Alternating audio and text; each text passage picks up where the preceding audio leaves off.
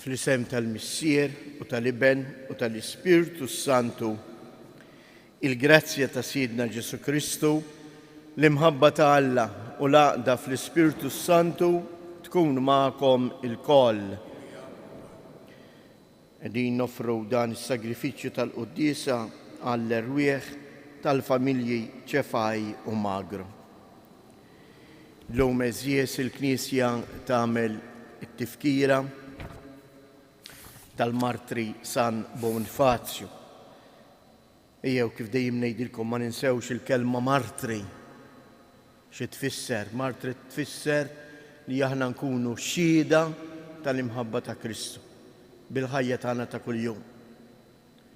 Il-martri waslu biex ħamlu dan il-pass tal-martirju xi ħaġa kbira, mhux bil-ħila tagħhom, imma kif se ngħidu fil-prefazzju, għaliex fejn hemm id-dajjef min iħalli jillalla l-mexxieħ tidher il-qawwa ta' Alla. Imma l-martri kienu nies li l-aktar affarijiet xkejknin kienu kapaċi jagħmluhom b'xhieda, b'turija u imħabba lejn Alla. Jew nitolbu maħfra lil Alla għalina stess. Ta' kemm aħna anke fl-affarijiet iż-żgħar ma konniex biżżejjed fidili u xhieda tal-imħabba li Alla jurina.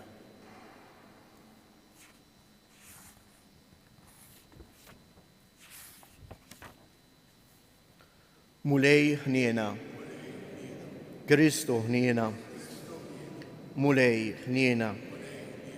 Iħenna lina Alla li jista' kollox jaħfrilna dnubietna u jwassalna għal ħajja ta' dejjem. Nitolbu. Atina mulej li l-għajnuna bit-talb tal-martri San Bonifazju li jgħallem il-fidi tiegħek u taxxida għalija bit-tixrid ta' demmu.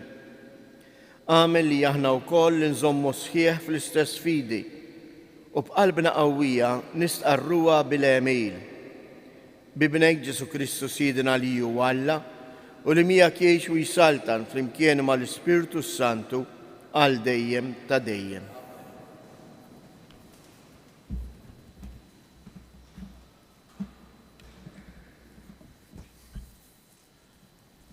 Għarem il-ktib ta' Tobit. Jiena, Tobit, kont nimxi fit-triq tas-sewwa u l-ġustizzja il-jiem kollha ta' ħajti. U kont nagħmel ħafna karità ma' ħuti u ma' ġensi li kienu ġew miegħi fl-art tal-Assiri f'Ninwe. Meta fi żmien Sarkedon is-Sultan erġajt lura lejn dari u reġgħu naqdu miegħi marti Anna u ibni Tobija, kienet il-festa tagħna ta' Għid il-50, il-festa tal-ġimgħat. Dakinhar għamluli pranzo kbir u jien nixtħet biex niekol. Il-mejda kienet lesta u ħejjew li ħafna ikel u jien qed lill-ibni Tobija, mur ibni u wara ssibx lil xi ħadd fqir minn ħutna li t-turufnati f'Ninwe. Wieħed li jiftakar fil-mulej b'qalbu kollu u ġibu hawn biex jiekol magħna. Nistennik, ibni, sa ma terġa' tiġi. U Tobija mar ifittex lil xi ħadd fqir minn ħutna. Meta reġa' lura, Tobija qalli, Missier, hawn jien ibni, weġibtu. U hu wieġeb u qalli, ara, hemm wieħed minn niesna qatluh u xeħtuh fis-suq. Għadhom kif fdawh. Bist minn fejn kont, ħallejt il-pranzu barra ma doqt xejn u mort ġbartu mit-triq u ħadtu fid-dwejra sa ma tgħib ix-xemx biex imbagħad nitflu. Imbagħad erġajt lura lejn id-dar, inħsilt u kilt bid-dieqa f'qalbi.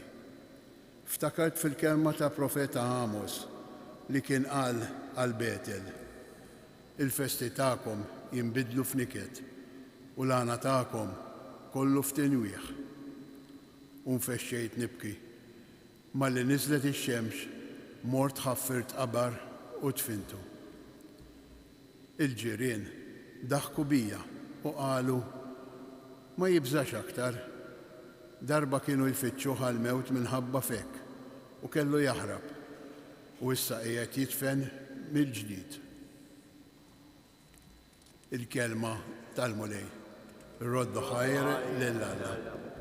Ħin il-bniedem li jibża mill-mulej. Ħin il-bniedem li jibża mill-mulej.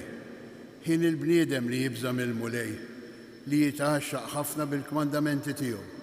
Setan fuq l-art ikun nislu, nisel it-tajbin ikun imbierek. Ħin il-bniedem li jibża mill-mulej.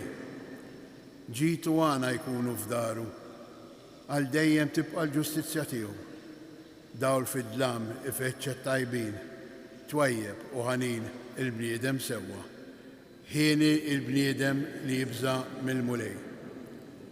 Tajjeb il-bniedem li jħennu jislef li jmexxi ħwejġu bil-reqqa, għax il-bniedem ġust qatt ma jitfixkel għal dejjem tibqa' it-tifkira tiegħu. Ħin il-bniedem li jibża mill-mulej. Inqumu bwif għal-kelma tal-Evanġelju. Alleluja. Alleluja. Alleluja. Ġesu Kristu ix-xut fidil, il-kbir fost il-mejtin, ħabna u ħalla minn nubietna bis-saħħa ta' demmu.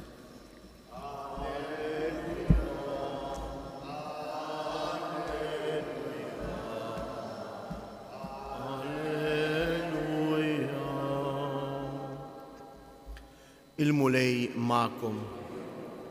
Qari mill-Evanġelju skont San Mark.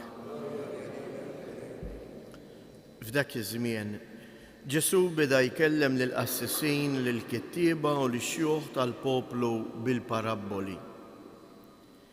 Kien hemm raġel li ħawwel għalqa bidwieli, tella ħajt tas-sejjieħ madwara, ħaffer mażġar fija, bniela torri u qabbilha lil xi bdiewa u hu siefer fart oħra.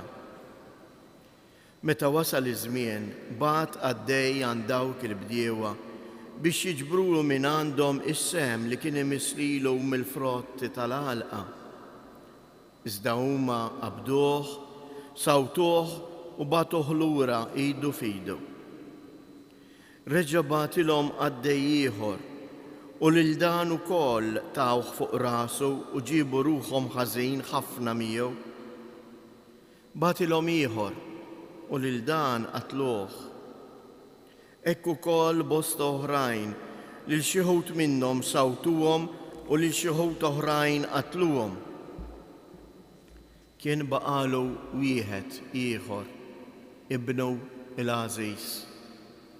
Fl-aħħar bagħtilhom lilu, min ibni jistħu qal, iżda dawk il-bdiewa bdew jgħidu bejniethom, ara l-werriet ejjew noqtluh u l-wirt tiegħu jaqa' fuqna. Qabduh u qatluh u xeħtuh barra mill-għalqa. X'jagħmel is-sit il-għalqa? Jiġi jaqret il-bdiewa u l-għalqa jqabbilha lil ħaddieħor. Anqas dejn l-Iskrittura ma qrajtu. Il-ġebla li warbu l-bennejja saret il-ġebla tax-xewka bis-saħħa tal-mulej seħdan, ħaġa tal-għaġeb f'għajnejna. Huma riedu kieku jaqbduh taħt idejhom għax fehmu li dik il-parabbola kien qala għalihom, imma beżgħu min-nies u għalhekk ħallewh u telqu. Il-kelma tal-mulej.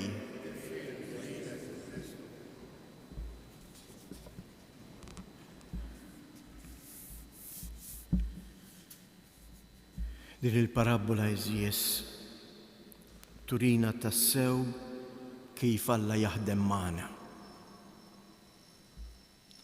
Dak li jutiegħu ħallih f'idejna. Tawulna. Tana saħansitra lill-libnu. U tawulna biex aħna nagħmlu l-frott. Il-frott tal-imħabba. Imma ħafna drabi aħna nagħmlu bħal dawn in-nies tal-parabola. Irrid kollox għalija, akkost ta' kollox. Akkost li maqdar lil ħaddieħor, akkost li nweġġa lil ħaddieħor, akkost li noħloq id-dbatija. Imma fiċ-ċentru ta' ħajti, flok impoġġi lill-Alla, impoġġi lili jinnifsi, il-jien. Ma ninsewx eżies li l-għerq ta' kull dnub jekk nirriflettu ftit. Aqbad id-dnubiet tiegħek li tagħmel ta' kuljum. Irrifletti ftit u għejt imma jien x'wassalni biex għamilt dan id-dnub. U tintebaħ li fil-fond l-għerq prinċipali huwa biss l-egoizmu tiegħi.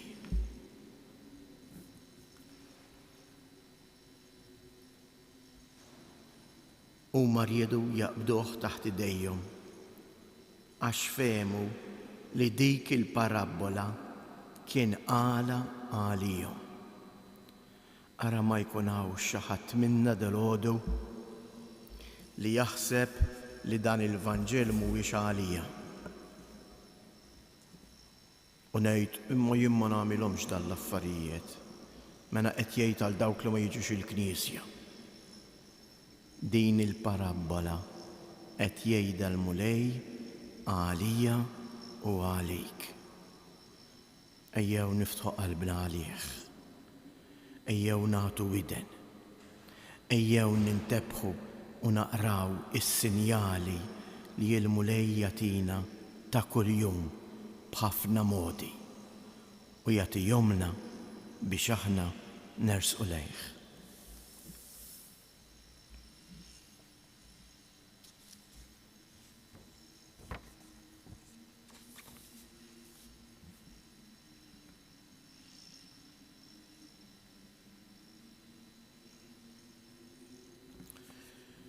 Tuti jeżies, ejjew issa nresqu t-talbit tagħna b'fiduċja lejn Alla il-Missier. Kun mulej mal-Knisja tiegħek qawwija bil-qawwa tal-Ispirtu Qaddis tiegħek biex tkompli twassal lill-bniedem b'kull mezz il-kelma tiegħek li hija kelma li tagħti l-ħajja. Nitolbu. Ejn mulej lis-setanin tal-art u lilna l-koll, għax kull wieħed u waħda minna għandu xi seta, għandu xi poter fidejh biex iwettqu, biex kull deċiżjoni li nagħmlu tkun magħmula dejjem għad-dawl tal-kelma tiegħek. Nitolbu. Mulej għatina l-Ispirtu Qaddis tiegħek biex iqawwina fl-imġiba tagħna, fix-xhieda tagħna tal-imħabba tagħna lejk. ħajrażżan fina l-egoizmu li huwa l-għerq ta' kull tfixkil. Nitolbu. Minn dan is-santwarju għażiż ta' Ommok Marija, il-qaddejja tal-kelma, nitolbuk mulej għamel mill-familji tagħna benniena għalqa għammiela fejn kelmtek tikber u tissaħħaħ. Nitolbu. Nresqulek mulej il-morda tagħna, persuni li jduru bihom fl-isptarijiet u fid-djar tagħna. Għamel li jsibu il-faraġ u l-qawwa fil-kelma tiegħek. Nitolbu. Fiskiet inresqu it-talbiet tagħna.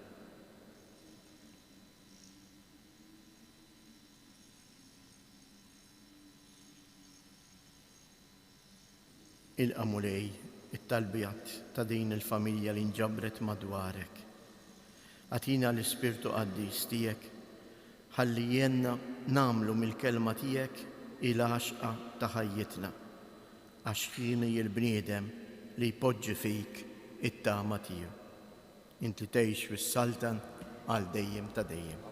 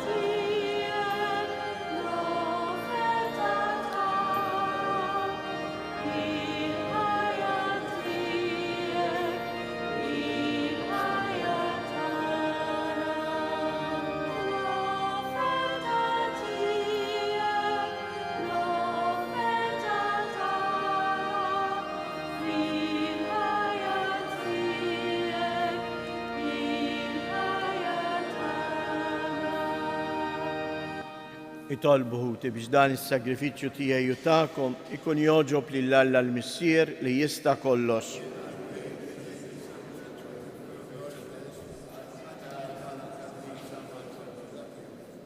U Alla taħnina bla qies, birek l-offerta li qegħdin nagħmlulek, wettaqna fil-fidi l-istqar San Bonifazju sat-tixrid ta' demmu bi Kristus Siedna.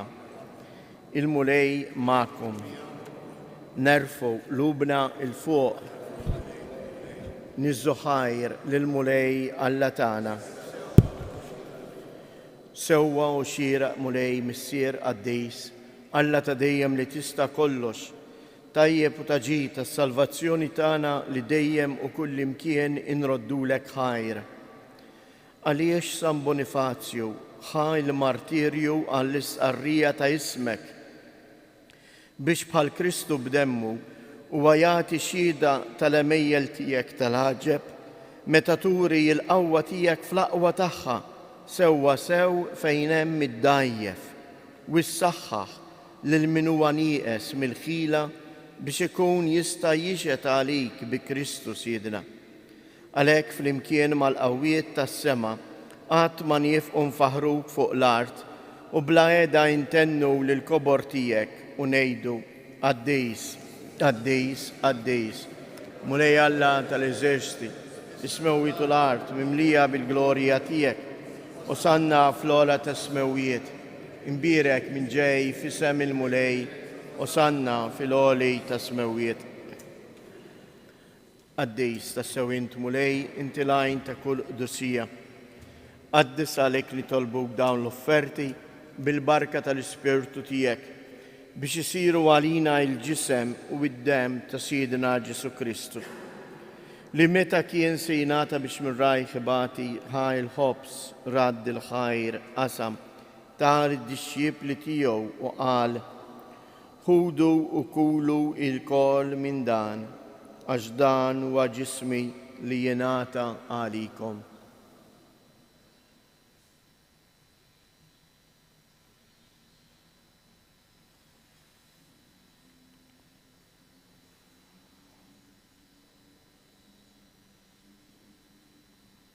Ekku koll wara li klaħa l-kalċi reġa' radd il-ħajr tal id-dixxiepli tiegħu u qal ħudu u ixorbu minnu il-koll għax dan huwa l-kalċi ta' demmi tal-patt il-ġdejd li jibqa' għal dejjem.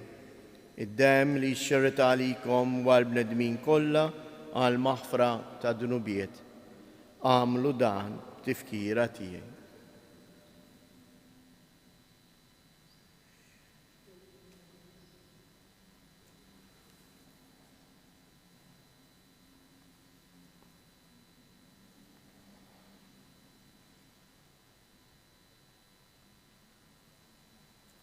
Danu il-misteru tal-fidi.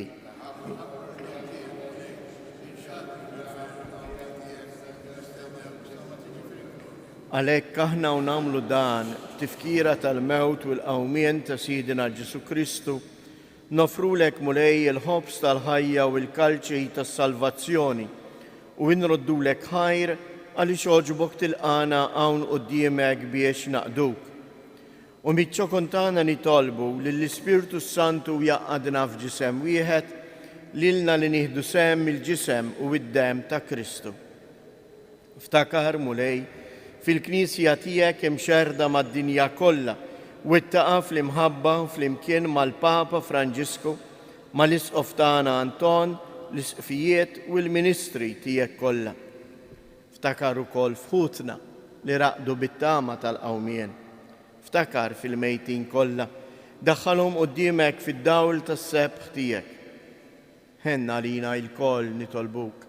Għati lilna wkoll il-wirt tal-ħajja ta' dejjem flimkien mal-Verġni mqazza Alla Marija, ma' San Ġusepp, l-Apostli u l-Qaddisin kollha li jgħixu fil-ħbiberija tiegħek sa mill-bidu tad-dinja.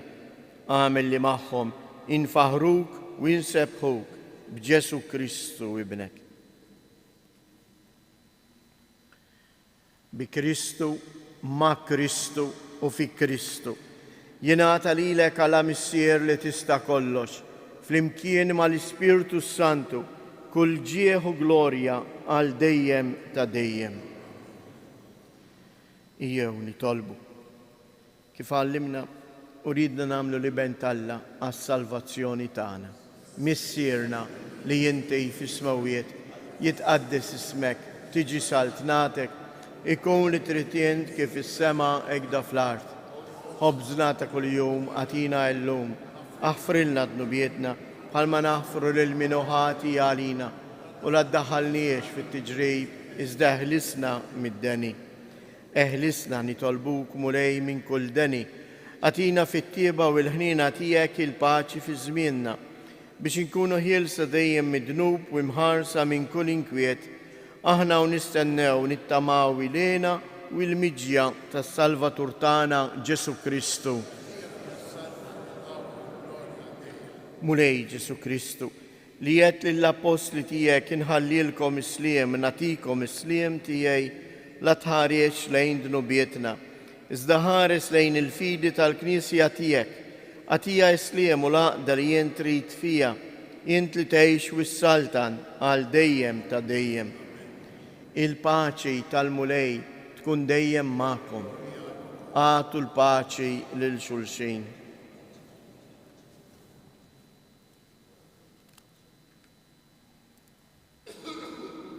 Ħaruf ta' Alla li tneħħi d-nubiet tad-dinja ħinna għalina.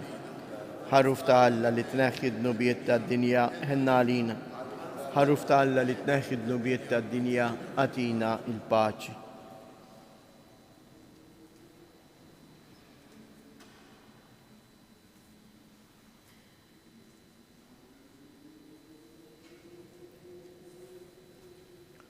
Danu il-ħaruf ta' Alla. Danu li jneħħi d-nubiet tad-dinja. Ħen jindawk li huma mistiedna għall-ikla tal-ħaruf.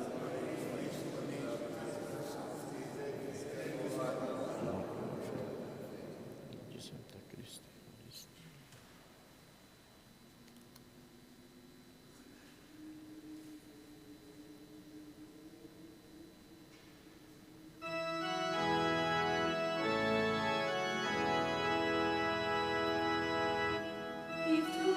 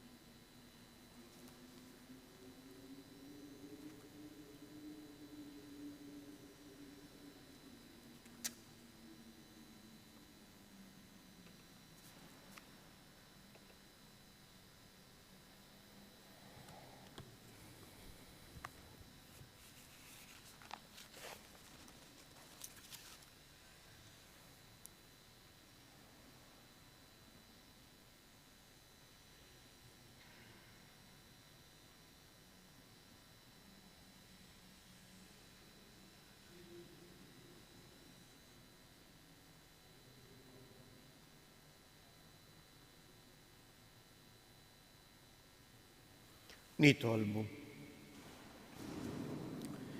Issa li ġedditna mulej bil-misteri qaddisa, għamel li jinsiru nixbu lil San Bonifazju fil-qawwa tal-ħaġeb li wera sal-aħħar biex jistoqilna niksbu il-premju tas-sabar fil-ħajja ta' dejjem bi Kristus Jedna.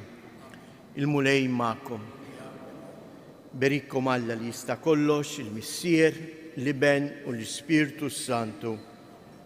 Ngħidu flimkien it-tliet Avamarijiet, ekkun offruhom għal dawk ħotna li għaddejjin minn xi mument ta' dbatija biex jarfu jorbtu d-dbatija tagħhom ma' dik ta' Kristu.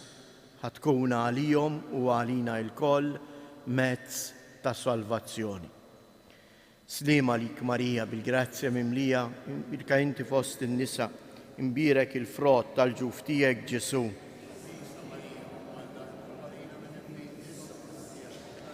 Slima lik Marija bil-grazzja mimlija il-mulej miegħek, imbirka inti fost in-nisa, imbirek il-frott tal-ġuf tiegħek Ġesu. Slima lik Marija bil-grazzja mimlija il-mulej miegħek, imbirka inti fost in-nisa, imbirek il-frott tal-ġuf tiegħek Ġesu.